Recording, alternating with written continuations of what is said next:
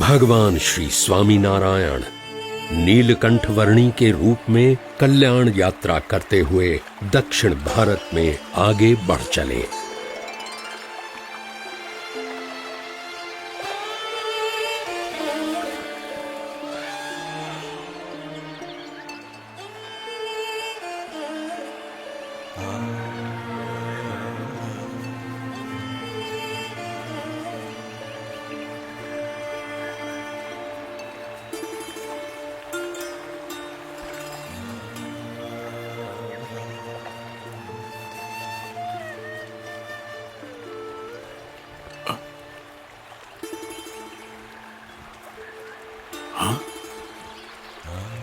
अद्भुत,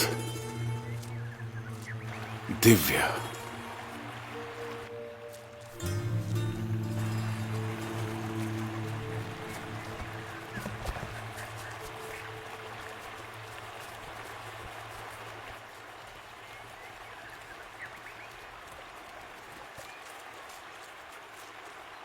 कौन है ये? कौन हो सकते हैं? प्रणाम देवतालु। यहां से जाते हुए अचानक ही अलौकिक दिव्यता की अनुभूति हुई और आपको देखते ही मेरे अंतर मन ने कह दिया कि समग्र दिव्यता का स्रोत आप ही हैं। देवतालु, आप हैं कौन? प्रणाम। आप मुझे नीलकंठ वर्णी बुला सकते हैं। नीलकंठ वर्णी? प्रभु, आप कहां से आए हैं? अपने विषय में सब कुछ बताइए देवतालु, सब कुछ बताइए। मैंने संवत 1837 की चैत्र शुक्ल नवमी के दिन उत्तर भारत में छपिया गांव में बाल घनश्याम के रूप में मनुष्य जन्म धारण किया। बाल्यकाल छपिया और अयोध्या में बिताया और 11 वर्ष की आयु में संसार के सारे बंधनों को त्याग कर नीलकंठ वर्णी के रूप में मैंने मेरी अनंत यात्रा प्रारंभ की, जिससे मैं मुमुक्षुओं को मिलकर उन्हें आत्यंतिक कल्याण के मार्ग पर प्रेरित कर सकूं। अयोध्या से नैमिषारण्य, हरिद्वार, श्रीपुर, केदारनाथ, बद्रीनाथ आदि स्थानों से होते हुए बद्रीवन जाकर मैंने वहां तपश्चर्या की। तत्पश्चात तिब्बत प्रदेश से यात्रा करते हुए मैं मानसरोवर गया। वहां के हंसों का कल्याण करके वहां से गंगोत्री, वंशीपुर आदि स्थानों से होते हुए मैंने नेपाल प्रदेश में यात्रा की। नेपाल में काली गंडकी नदी के किनारे आरोहण करते हुए मुक्तिनाथ जाकर मैंने वहां तपश्चर्या की। मुक्तिनाथ से बुटोल नगर आदि स्थानों से होते हुए मैं गोपाल योगी के आश्रम में गया और वहां उनसे अष्टांग योग का प्रशिक्षण लेते हुए मैंने उन्हें आत्यंतिक मुक्ति का मार्ग दिखाया। वहां से पूर्व दिशा में नेपाल प्रदेश में पोखरा, काठमांडू आदि स्थानों से होते हुए मैंने असम और बंग प्रदेशों में यात्रा की और आगे जगन्नाथपुरी जाकर वहां लगभग 10 महीनों तक निवास किया और जगन्नाथपुरी से निकलकर अब मैं वेंकटाद्रि जा रहा हूं। धन्य प्रभु, आपकी यह कल्याण यात्रा कब तक चलेगी? सदैव सदैव प्रवर्तमान रहेगी। आपकी कल्याण यात्रा में मेरा कल्याण भी अवश्य करना नीलकंठ वर्णी। देवलु, अवश्य। नीलकंठ वर्णी अपनी कल्याण यात्रा को आगे बढ़ाते हुए आ पहुंचे दक्षिण भारत के प्रसिद्ध तीर्थ तिरुपति बालाजी।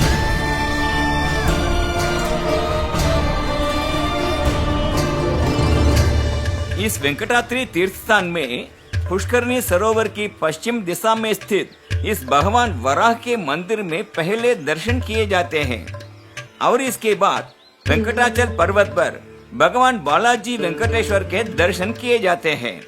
ऐसी यहाँ की परंपरा है। यात्री यहाँ से कांजीपुरम, श्रीरंगम, रामेश्वरम आदि स्थानों की यात्रा पर भी जाते हैं।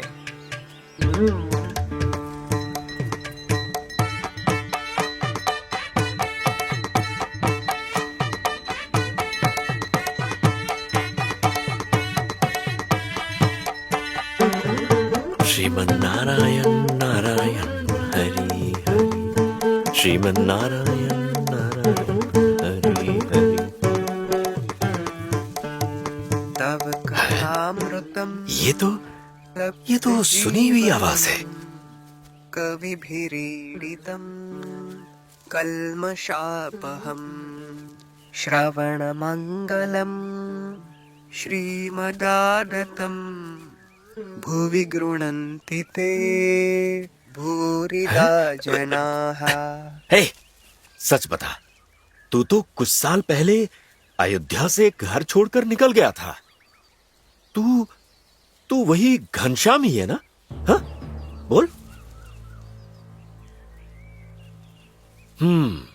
पकड़ा गया। तेरा स्वर भले ही थोड़ा बदल गया हो, पर तेरे गाने की शैली से ही मैं तुझे पहचान गया। अयोध्या में भी तू ऐसे ही गाया करता था। बड़ा वैरागी बनकर निकल पड़ा तू तो।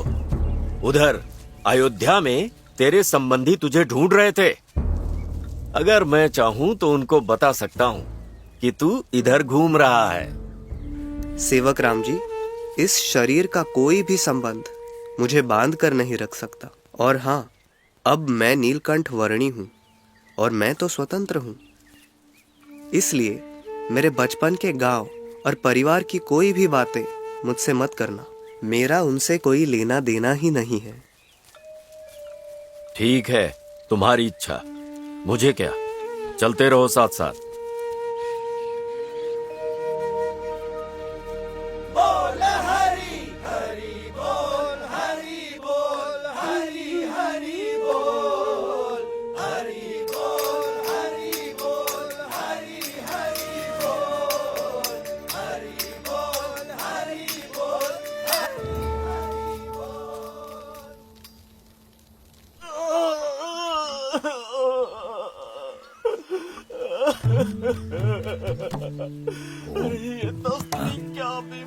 अरे, ये कौन रो रहा है?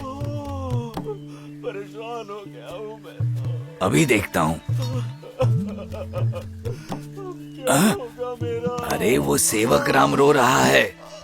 लगता है उसे तो दस्त हो गया है बेचारे को। अरे रे, भगवान उसका भला करे, पर हम कर क्या सकते हैं? परेशान हो गया हूं मैं। छोड़ो उस बीमार को, कोई उसके लिए रुक नहीं रहा है। हम भी कैसे रुक सकते हैं?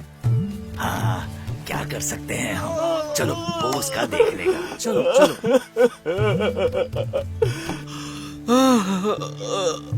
कोई चिंता मत रखिए सेवक राम जी, मैं आपकी सेवा कर लूंगा। क्योंकि आप भगवान के अच्छे भक्त बनने के मार्ग पर चल रहे हो, भागवत के कथाकार हो, और आप जो गोपिका गीत गाते रहते हो वह भी मुझे अच्छा लगता है। चलो, अच्छा हुआ तुम आ गए।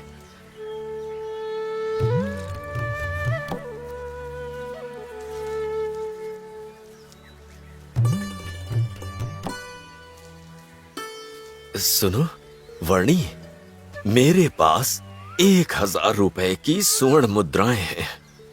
मैं तुम्हें धन देता रहूंगा और तुम मेरे धन से घी, गुड़, शक्कर, आटा वगैरह खरीद कर मेरे लिए बढ़िया रसोई बनाते रहना, समझ गए? और हाँ, तुम्हारे लिए भी अलग से भिक्षा मांग कर तुम्हारे खाने पीने का भी कुछ न कुछ जुगाड़ करते रहना, ठीक है? जी ठीक है। हाँ, बढ़िया। हाँ। सबके कल्याण के लिए सेवा, धर्म कार्य को किसी भी बाधा से सुरक्षित रखने के लिए सेवा, नीलकंठ वर्णी सेवा करते गए। धन्यवाद माई। वो वाला दीजिए। एक और दीजिए।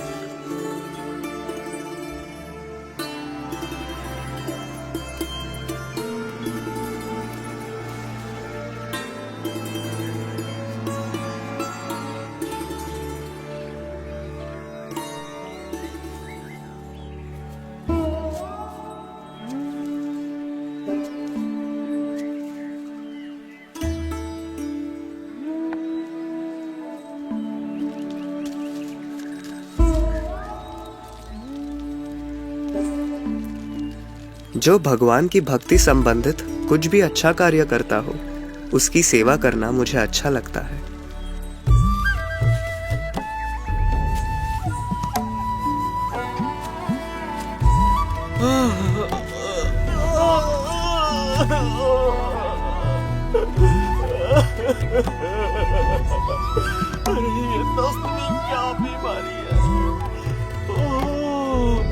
परेशान हो गया हूं मैं तो।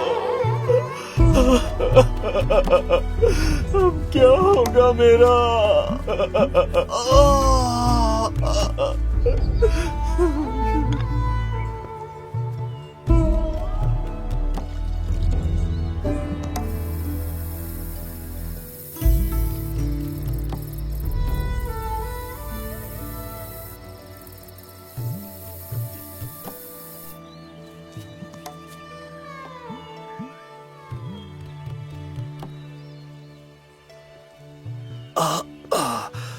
बहुत दर्द हो रहा है। आपको दस्त हो गया है। उसके कारण यदि ये बिछौना भी गंदा हो जाए तो चिंता मत करना, मैं ऐसे और बिछौने भी तैयार कर दूंगा। हाँ हाँ हाँ, ठीक है, कर देना।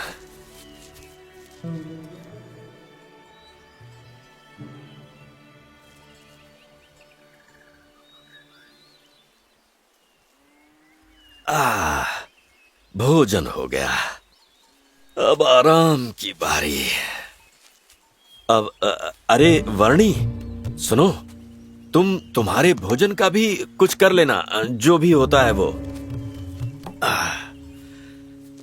चलो, अभी के लिए तो भोजन हो गया। अब ये मेरा खाना, इसे संभाल कर रख देता हूं।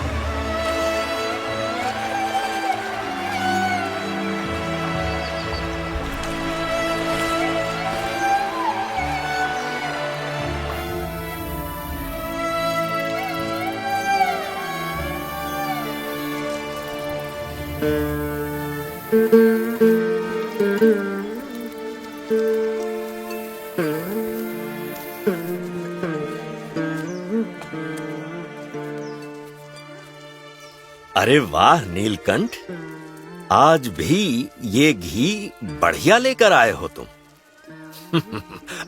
लाओ लाओ, ये घी मुझे दे दो। हाँ, ये सारे व्यंजनों पर लगाकर मैं इसे खाता हूं। ये थोड़ा रोटी पर, और ये लड्डू पर, ये, और ये थोड़ा चावल में भी। आहा, क्या खुशबू है। वाह वर्णी वाह, मजा आ गया। नीलकंठ, तुमने 2 महीनों तक मेरी सेवा करके मुझे ऐसा बना दिया है कि अब मैं 1 सेर घी भी पचा लेता हूं। बड़े अच्छे सेवक हो तुम।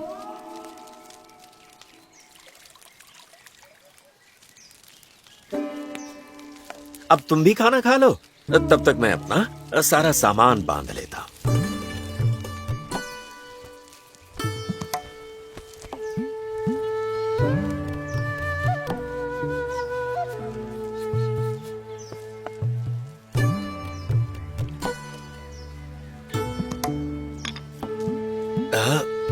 ये इसे यहाँ पे रख देता हूँ और ये यहाँ।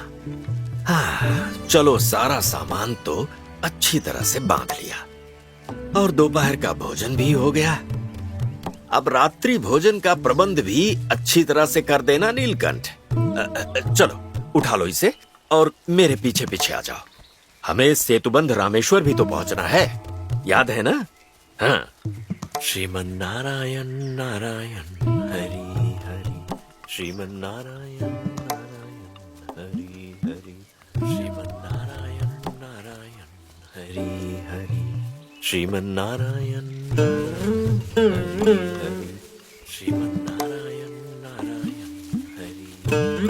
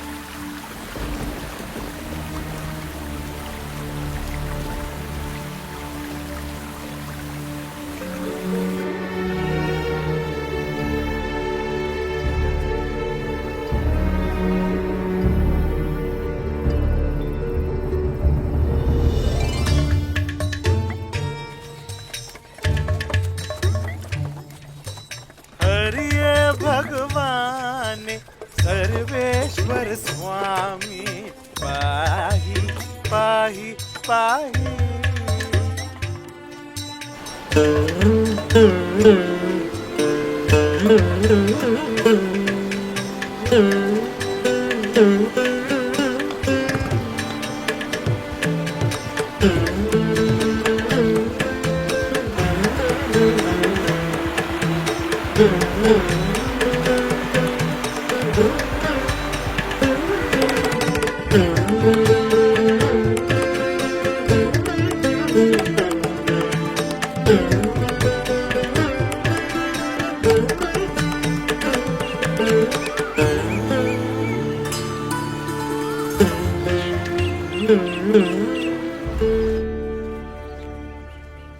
अरे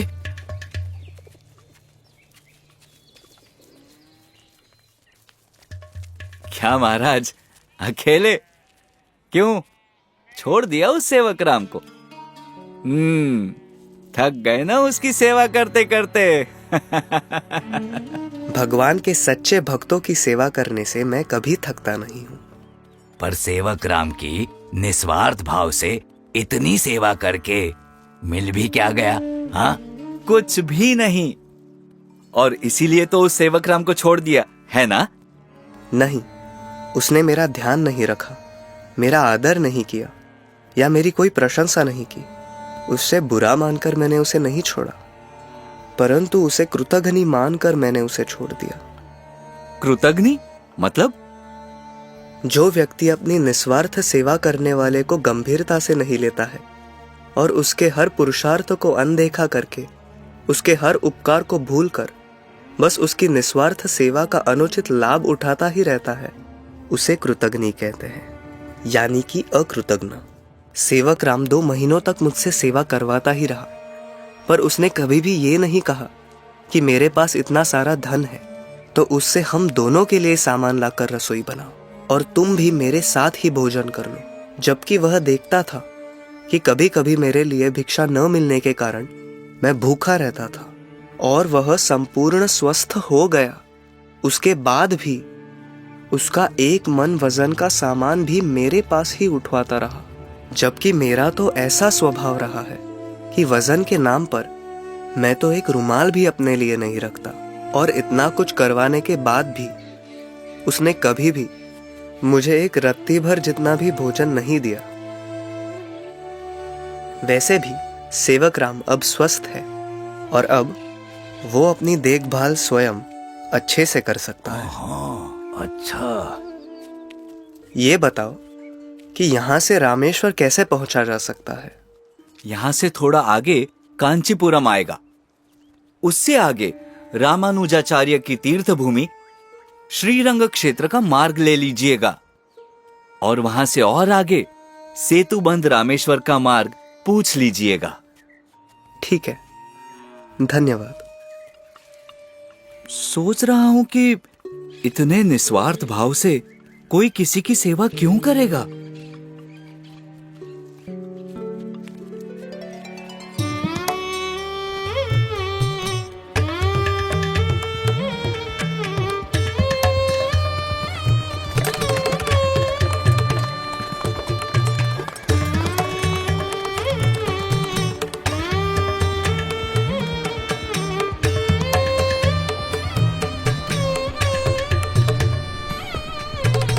अपनी कल्याण यात्रा में नीलकंठ वर्णी आ पहुंचे शिव कांची।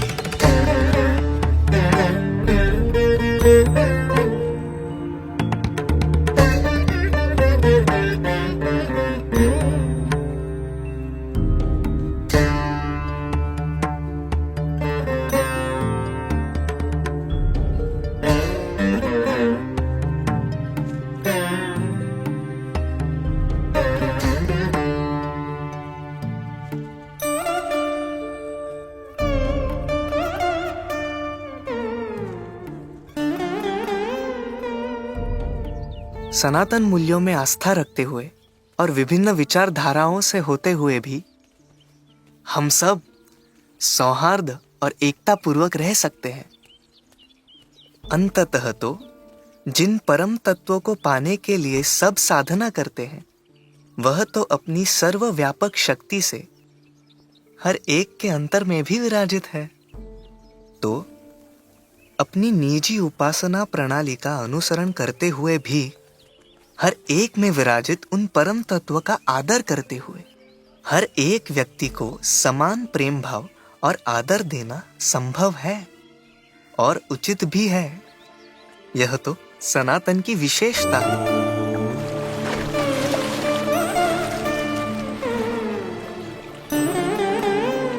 नीलकंठ वर्णी विष्णु कांची पधारे।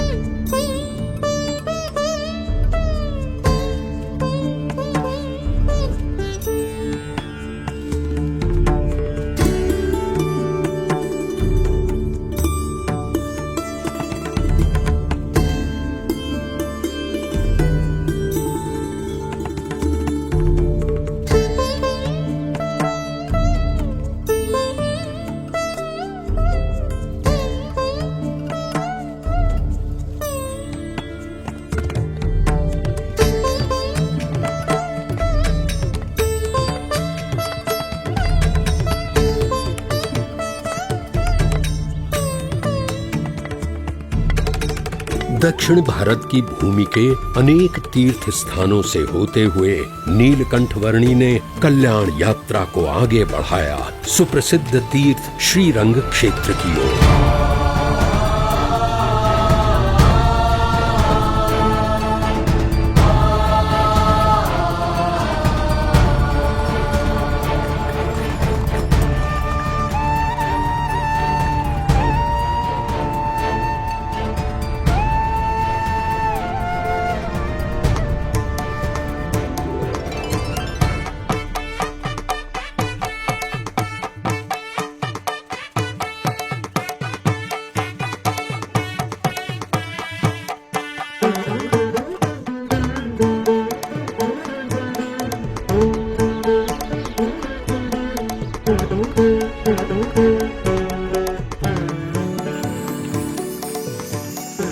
कुंभकोणम मंदिर नीलकंठ वर्णी की कल्याण यात्रा का अगला पड़ाव बना।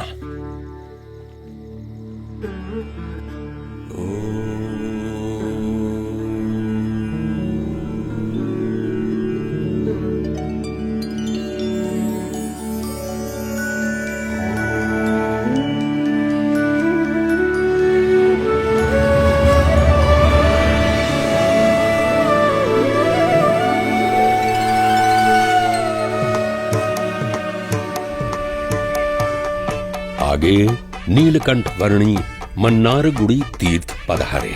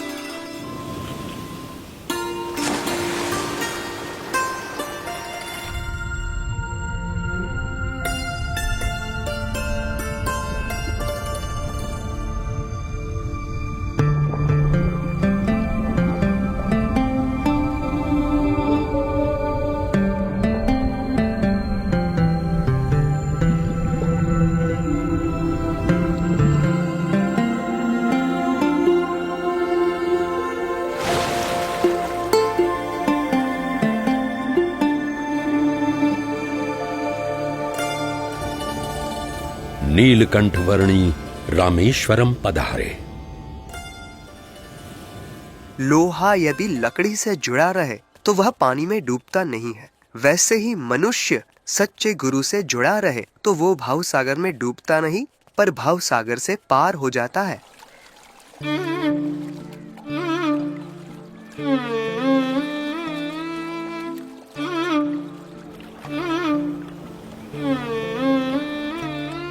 कल्याण यात्रा में नीलकंठ वर्णी आगे धनुष कोड़ी पधारे।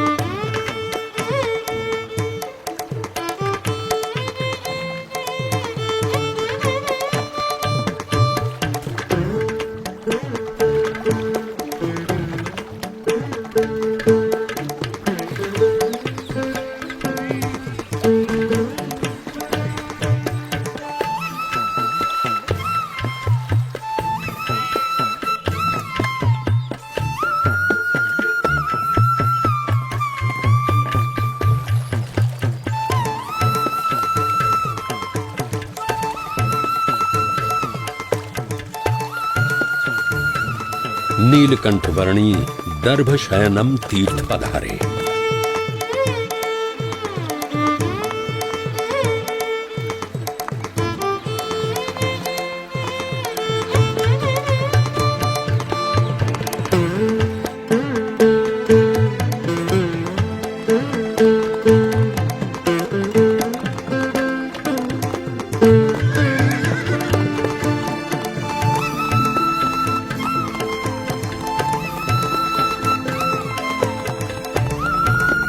सुंदर राज तीर्थ नीलकंठ वर्णी का अगला पड़ाव बना।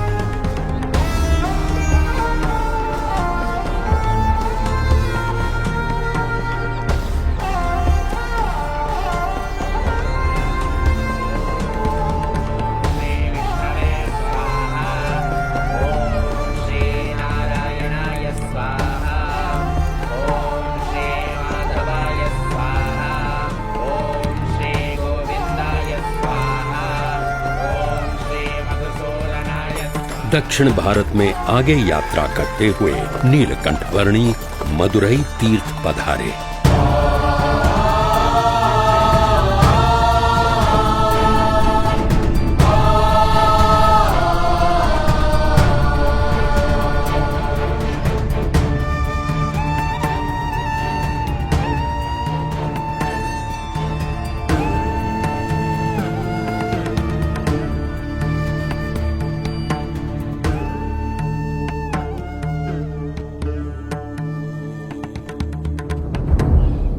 आगे भूतपुरी जाने का मार्ग ढूंढते हुए नीलकंठवर्णी किसी अनजान वन प्रदेश में आ पहुंचे।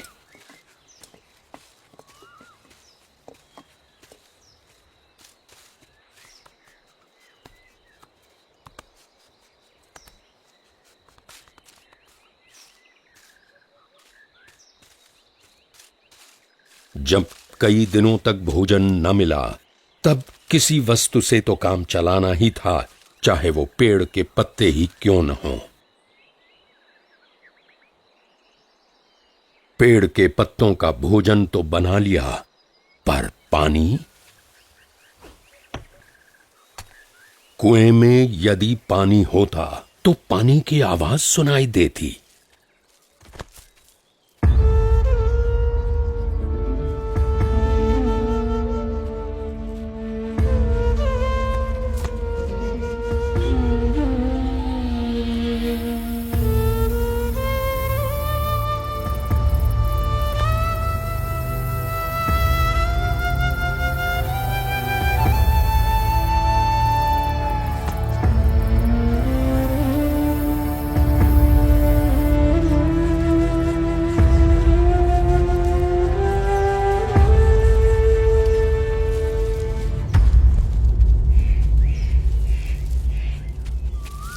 भूखा प्यासा शरीर पानी की एक एक बूंद के लिए तरस रहा था, चाहे वो कहीं से भी मिल जाए।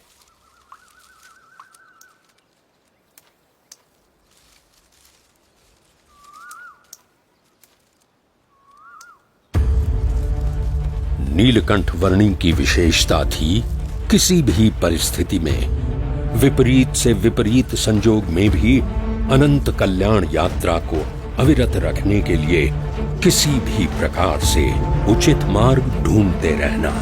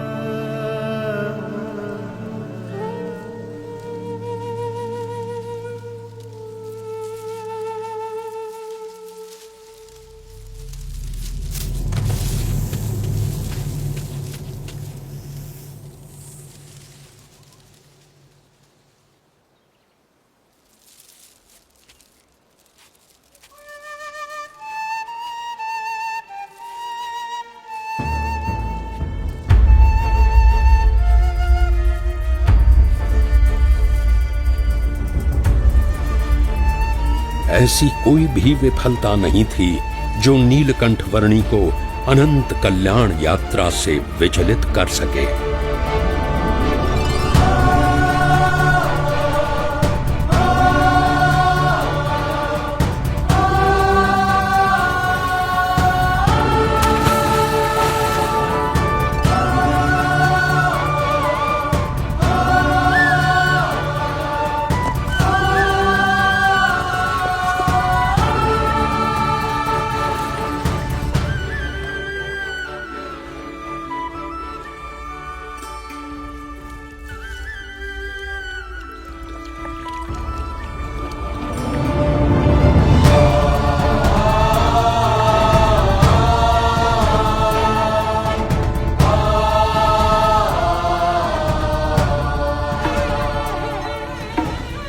कल्याण यात्रा में आगे नीलकंठ वर्णी श्री पेरुम्बदूर पधारे।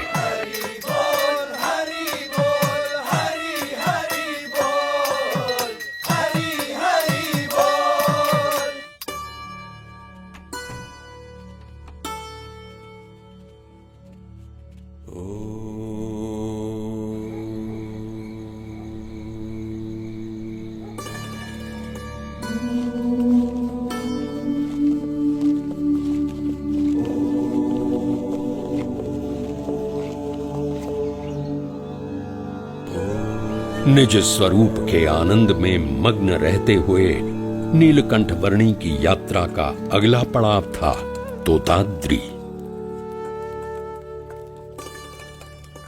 शास्त्रों का अभ्यास करके या तपश्चर्या, व्रत, उपवास आदि अनेक उपायों से आध्यात्मिक साधना करने से मोक्ष प्राप्ति होना संभव है, परंतु अतिशय दुष्कर है। मोक्ष प्राप्ति को सरल करने का उपाय है प्रपत्ति। प्रपत्ति? हाँ, प्रपत्ति यानी भगवान का आश्रय। जो सच्चा भक्त बनकर भगवान का संपूर्ण आश्रय कर लेता है, उसे भगवान मोक्ष देते हैं, क्योंकि भगवान भक्तवत्सल है।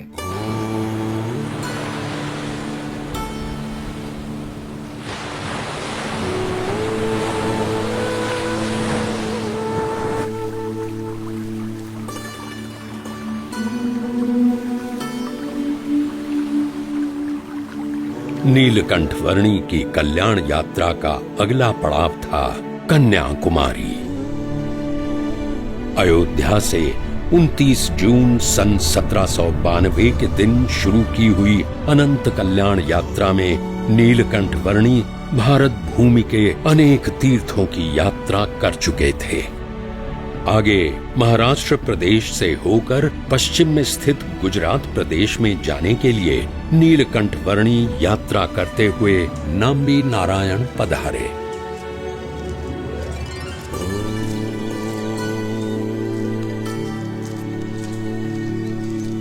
और नाम्बी नारायण से सौम्य नारायण पधारे।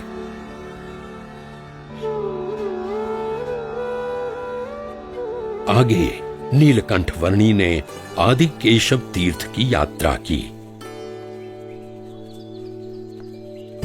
और वहां से आगे केरल में पद्मनाभ तीर्थ पधारे।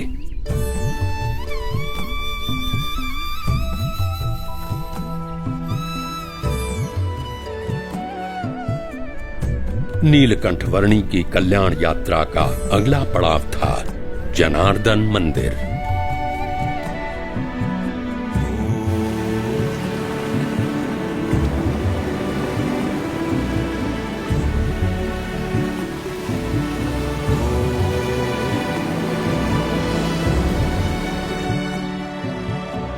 श्रीरंगपट्टण तीर्थ नीलकंठ वर्णी की कल्याण यात्रा का अगला पड़ाव बना और वहां से आगे यात्रा करते हुए नीलकंठ वर्णी मेलुकोटे पधारे।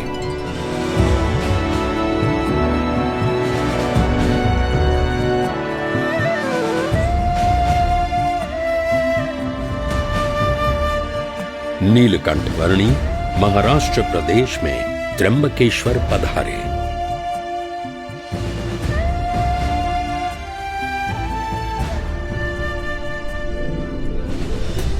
और त्र्यंबकेश्वर से नीलकंठ वर्णी कल्याण यात्रा को आगे बढ़ाते हुए गुजरात के धर्मपुर के निकट से होते हुए सूरत की ओर आगे बढ़ चले।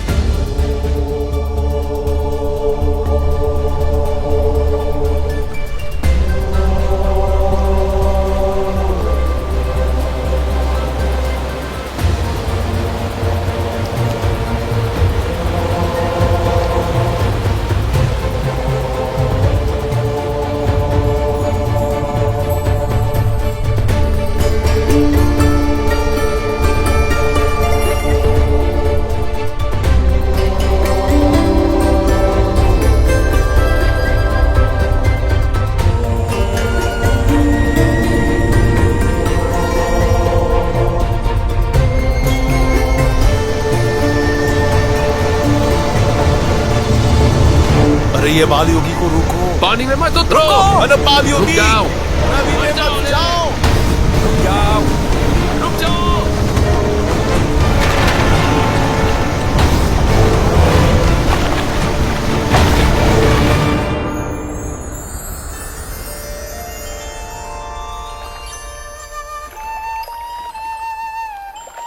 कठिन से कठिन विपदाओं को बड़ी सहजता से पार करते हुए नीलकंठ वर्णी नर्मदा नदी के किनारे भरूच पधारे। भगवान जब इस पृथ्वी पर अवतार धारण करते हैं तो भक्तों की श्रद्धा, भक्ति और मोक्ष की इच्छाओं की पूर्ति के लिए करते हैं, मायिक इच्छाओं की पूर्ति के लिए नहीं।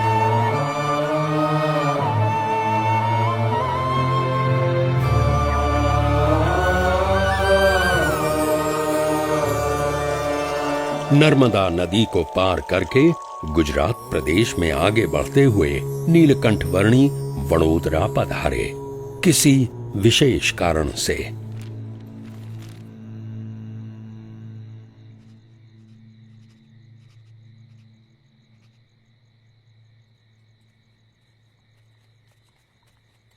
कहाँ चले गए थे?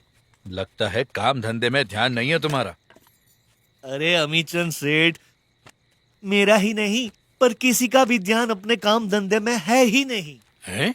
सबका ध्यान ये नए बाल योगी के ऊपर ही है। नीलकंठवणी नाम है उनका। मैं भी तो उनके दर्शन करने ही गया था। और देखो, सेठानी जी भी यहाँ खड़े खड़े नीलकंठवणी के दर्शन में ही खो गई है। हैं? इतने सारे लोग काम काज छोड़कर किसे देख रहे हैं? कौन है ये बाल योगी नीलकंठ वर्णी? हमारे राजा सयाजी राव गायकवाड़ बड़े बुद्धिमंत और सुलझे हुए व्यक्ति हैं। वो अगर इन वर्णी जी के दर्शन कर ले तो अवश्य इनको अपने राजमहल में ही बसा लेंगे। हाँ, और फिर उन्हें कभी जाने नहीं देंगे। ओह, दिव्य।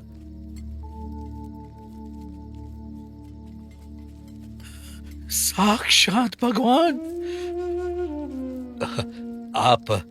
आप कुछ भोजन करेंगे?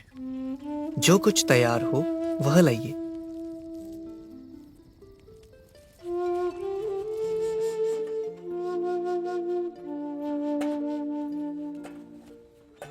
भोजन में क्या तैयार है?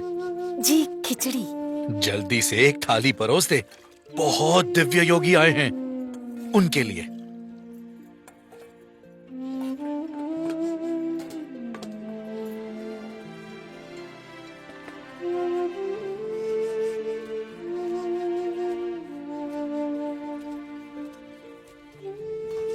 ये भोजन स्वीकार कीजिए नीलकंठ वर्णी। धन्यवाद।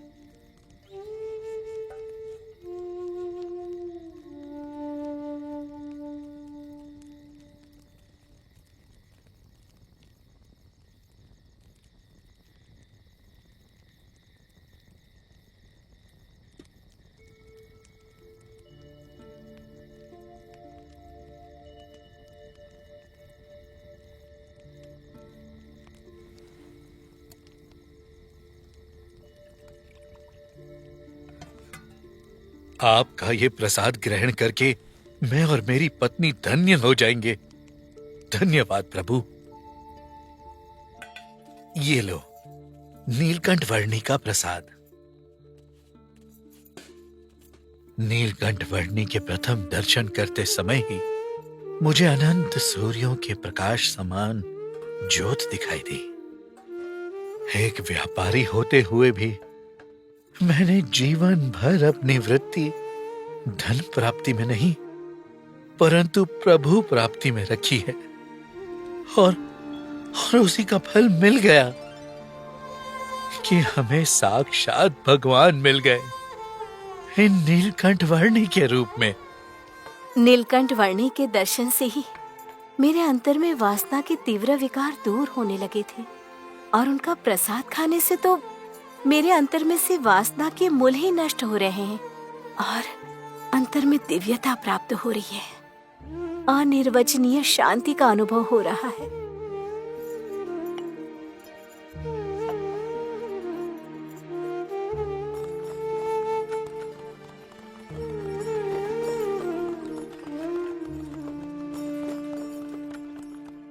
नीलकंठ प्रभु, आपको बहुत सारे व्यंजनों का भोग अर्पण करने की हमारी भावना है।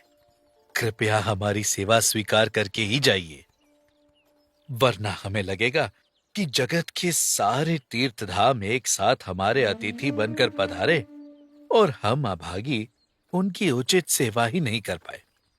आपसे उचित सेवा तो मैं भविष्य में लूंगा। पर क्या पता कि भविष्य में मेरा देह रहे या ना भी रहे। ऐसी चिंता मत रखना, तुम्हारा देह तब तक जीवित रखना, वह मेरे नियंत्रण में है। काल को भी परास्त कर देना, वो तो परमात्मा ही कर सकते हैं। पर ऐसी कौन सी सेवा आप मुझसे चाहते हैं प्रभु? आपके घर के भूगर्भ में श्री लक्ष्मी नारायण की मूर्ति छिपा कर रखी हुई है। वह मूर्ति मैं भविष्य में अपने साधु को भेजकर आपसे मंगवाऊंगा। तब वह मूर्ति देने की सेवा अवश्य कर लेना। आपको कैसे पता? वो मूर्ति तो कई वर्षों पहले मेरे पिताजी ने हमारे घर के भूगर्भ में छुपा कर रखी थी, श्रीमंत सरकार के फरमान के डर से। उन्हें डर था कि कहीं सरकार वो मूर्तियां हमसे जब्त ना कर लें। पर हां, आप अंतर्यामी से क्या अज्ञात हो सकता है भला। आप जब भी चाहें मूर्ति मंगवा लीजिएगा प्रभु। उस प्रकार से आपकी सेवा करके भी हम धन्य हो जाएंगे। अवश्य। प्रणाम।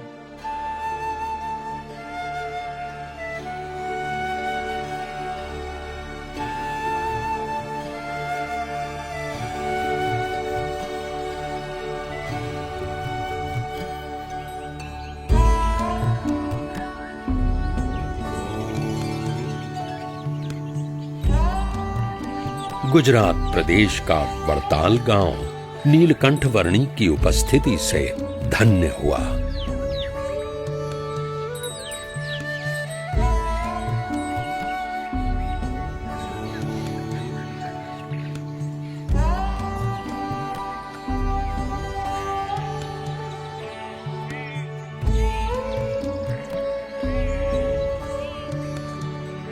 आगे गुजरात का बोचासण गांव नीलकंठ वर्णी के जीवन के इतिहास की एक विशिष्ट घटना का साक्षी बनने जा रहा था।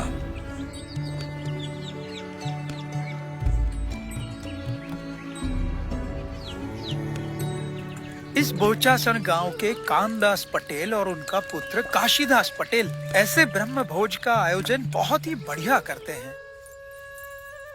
तप जप याग कथा नित्य कीजे, भक्ति भजन से हरि नेत्रीजे। भक्ति नानी बा, आज हमारे बोचासण गांव में नीलकंठ वर्णी नाम के बाल योगी पधारे हैं। सबसे पहले जब वेरी भाई ने उन्हें देखा तो वो तो उनके स्वरूप में खो ही गए। वेरी भाई ने आकर पिताजी को बताया कि कानदास भाई, जीवन में कभी भी ऐसी दिव्यता के दर्शन मुझे नहीं हुए हैं। गांव के मुखिया होने के नाते आपको अवश्य उन्हें आमंत्रित करना चाहिए। और पिताजी ने मुझे कहा कि काशीदास, तुम जाकर नीलकंठ वर्णी को हमारे घर पधारने का आमंत्रण दो। तो काशीदास, तूने नीलकंठ वर्णी को आमंत्रण दिया कि सीधा घर चला आया? नानी बा, मैं तो घर चला आया पर उन्हें हमारे घर पधारने का आमंत्रण देकर। कैसे हैं नीलकंठ वर्णी? वे जब आए तब आप स्वयं ही अनुभव कर लेना।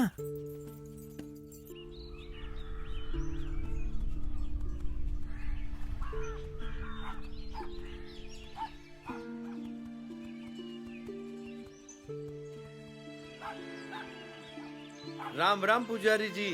राम राम। राम राम। कहाँ चले? कानदास पटेल के घर। लो नानी बा, नीलकंठ वाणी हमारे आंगन में आ चुके हैं।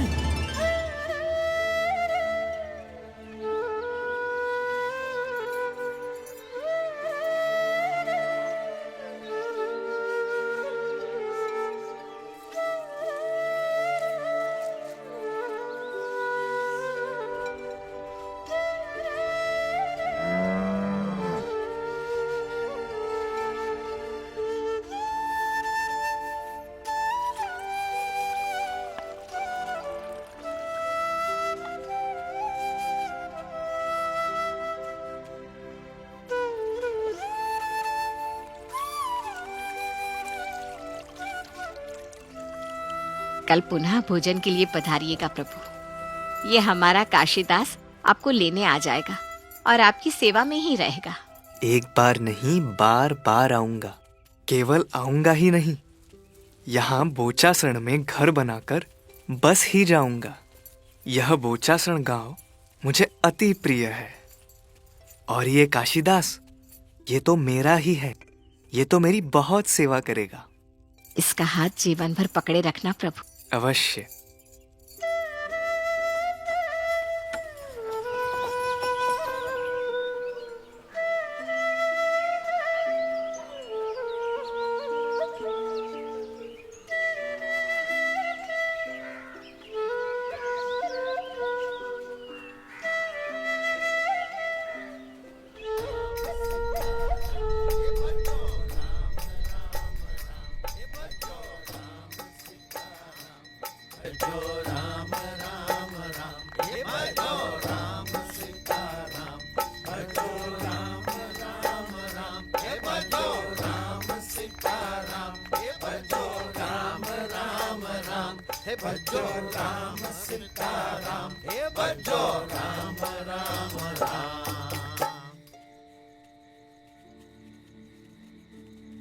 नीलकंठ वर्णी, क्यों ना आप यहीं रह जाइए? क्यों नहीं? भविष्य में यहाँ बोचासण में बड़ा मंदिर बनेगा। मैं उसमें रहूंगा और यह मूर्तियां भी उस भव्य मंदिर में विराजित होंगी।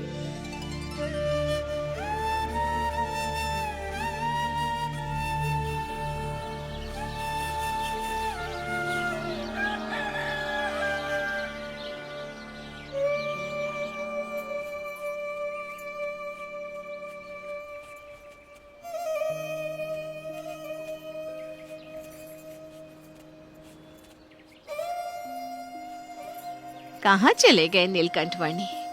उन्होंने तो कहा था कि वे हमारे बोचासण गांव में घर बनाकर रहेंगे। अब तो नीलकंठ वर्णी के दिव्य चरण चिन्ह के दर्शन भी नहीं हो रहे हैं।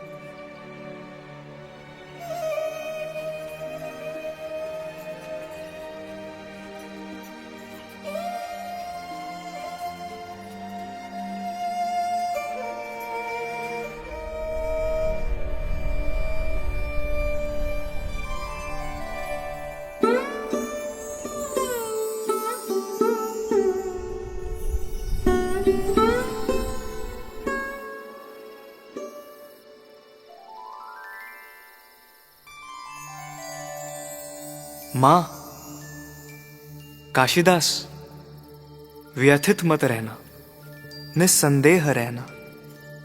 मैं बोचासण अवश्य आऊंगा और बोचासण में घर बनाकर मेरे अक्षरधाम के साथ मूर्तिमान निवास करके विराजमान रहूंगा।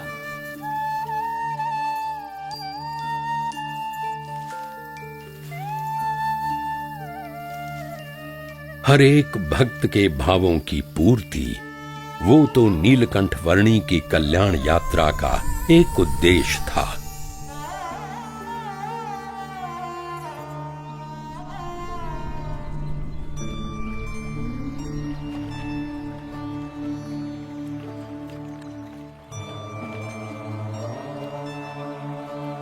गुजरात के खंभात से होते हुए नीलकंठ वर्णी बुधेज पधारे।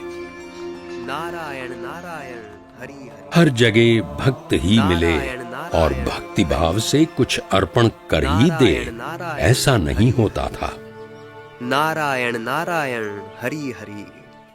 नारायण नारायण हरि हरि। नारायण हरे सच्चिदानंद प्रभो, कुछ भिक्षा दे दो माई। कितनी देर से खड़े खड़े भिक्षा मांगे जा रहे हो? ये लो, जैसी ज्वार है वैसी दे रही हूँ। खाना है तो खा लेना, वरना जो मन में आए वो कर देना।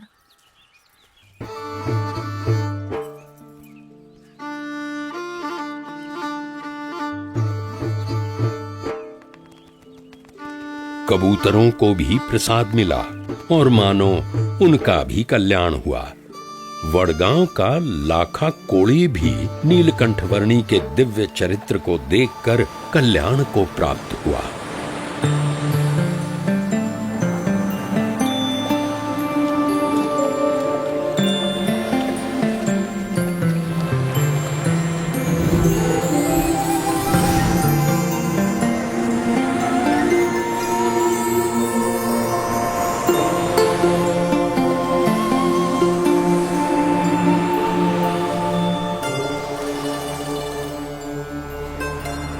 आगे वागड़ गांव के कुम्हार राणा बाबड़ोज के घर के प्रांगण में विश्राम करके नीलकंठ वर्णी ने उन्हें सेवा का अवसर दिया और उन्हें कल्याण प्रदान किया।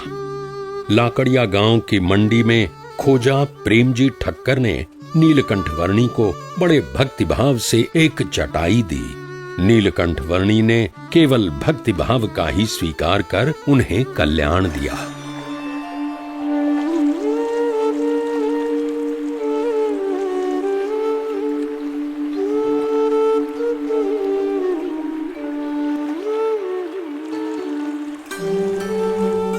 आगे गोपनाथ में खोजा जानबाई के हाथों से गाय के दूध की सेवा का स्वीकार कर नीलकंठ वर्णी ने उन्हें भी कल्याण प्रदान किया। आगे कतपर गांव से जाते हुए नीलकंठ वर्णी ने महुआ के पीतांबर शेठ से नारियल और शक्कर का प्रसाद ग्रहण कर उन्हें कल्याण प्रदान किया। इसलिए भगवान से यही प्रार्थना करनी चाहिए कि संसार के सारे मायिक सुख और दुख से मुक्त करके परमात्मा का शाश्वत सुख दें। आगे कल्याण यात्रा में नीलकंठ वर्णी गुजरात के सौराष्ट्र प्रदेश के लोढ़वा गांव में पधारे।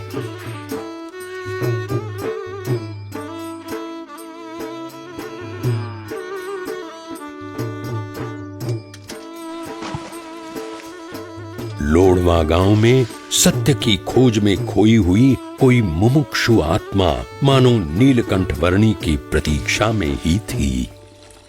यह लखूबाई बड़ी तपस्वी और महाज्ञानी है। पहले तो दिन रात बस ज्ञान की दुनिया में ही खोई रहती थी, पर पिछले 3 महीनों से उन्हें आपकी सेवा के सिवा कुछ सूझता नहीं है। वैसे तो हम दोनों वर्षों से उनकी सेवा में हैं, पर जब से आप पधारे हैं तब से सारी सेवा वही कर रही हैं। हाँ, आपके अंदर कुछ तो विशेष है कि हमारी लखुचारण जैसी महाविद्वान स्वयं उनकी प्रिय भैंसों का दूध दुहकर उसकी मलाई बनाकर उसमें शक्कर मिलाकर रोज भक्ति भाव से आपको परोसती है। सही कह रहे हो बालानंद। सत्य की खोज में मैंने जीवन खपा दिया है मेरा। कई विद्वानों ने कितनी मेहनत करके क्या क्या नहीं समझाया मुझे, पर मेरे तर्क और मेरे ज्ञान ने उनका मत मानने से मुझे रोका। परंतु नीलकंठ वर्णी को तो बस एक बार देखकर ही मानो मेरे सारे तर्क पिघलने लगे। उनकी दिव्यता ने मुझे उनके स्नेह में बांध लिया। उनकी प्रेम भरी बातों से मेरी बुद्धि की सीमाएं मिट गई। मेरा मन स्थिर होने लगा। मेरे ज्ञानी मस्तिष्क में भक्ति के बीज फूटे और मुझे सच्चा ज्ञान होने लगा कि परमात्मा साकार होते हैं। और मेरे अंतर्मन ने मान ही लिया कि वह परमात्मा तो इन नीलकंठ वर्णी के रूप में मुझे साक्षात मिले हैं। अब इनकी सेवा से अधिक मेरे लिए और कुछ भी नहीं है। माई, आपने 3 महीनों तक भक्ति भाव से मेरी सेवा की है। उसके फल स्वरूप आप कुछ वरदान मांग लीजिए। मेरा पुत्र और मेरी भैंसें मुझे सबसे प्रिय है। उनको अमर कर दीजिए। फिर से मांगिए, पर कुछ और मांगिए। मेरा पुत्र और मेरी भैंसें कभी ना मरे, बस उतना ही। कुछ ऐसा मांगिए कि जो परमात्मा से मांगने लायक हो। मेरा पुत्र और मेरी भैंसें कभी ना मरे, उतना ही। बस बस कृपा कर दीजिए प्रभु। माई, आप इतनी बड़ी ज्ञानी हैं, आप तो समझती हैं कि सब नाशवंत है, सब मिथ्या है, तो आपका पुत्र और आपकी भैंसें नाशवंत नहीं, मिथ्या नहीं? आपका इतना सारा ज्ञान किसके लिए है? मात्र लोगों को कहने के लिए, या ज्ञानी पंडितों के साथ वाद विवाद करने के लिए? यदि आपका ज्ञान आपको ही काम ना आए तो उस ज्ञान का अर्थ ही क्या?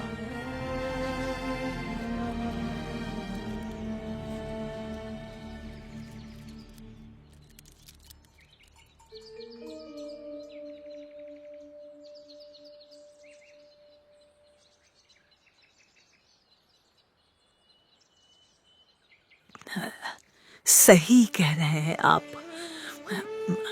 आपने सही कहा प्रभु। मैं ही मोहांध होकर सच्चे मार्ग से भटक गई थी। भगवान, ज्ञान का सच्चा लक्ष्य आपने समझा दिया। अब तो बस यही मेरी मांग है कि मुझे सब मोह माया से मुक्त करके मेरा कल्याण करना। नीलकंठ वर्णी, मेरा कल्याण करना प्रभु। अब आप समझ गई माई। तथास्तु। धन्यवाद प्रभु, धन्यवाद। नीलकंठ वर्णी की कल्याण यात्रा का अगला पड़ाव था गिरनार तीर्थ।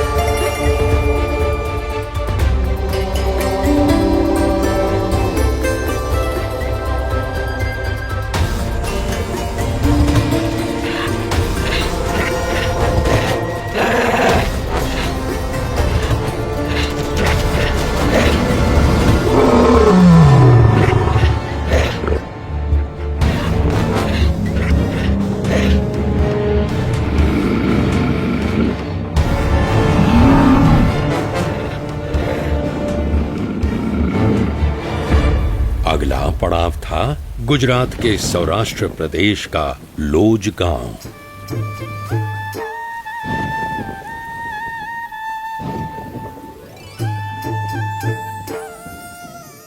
नीलकंठ वर्णी छपिया में बाल घनश्याम के रूप में पीपल के वृक्ष के ऊपर से पश्चिम दिशा में दृष्टि करके जहां जाने की बातें किया करते थे, उस पश्चिम में लोज का ये पड़ाव क्या नीलकंठ वर्णी की यात्रा का अंत था?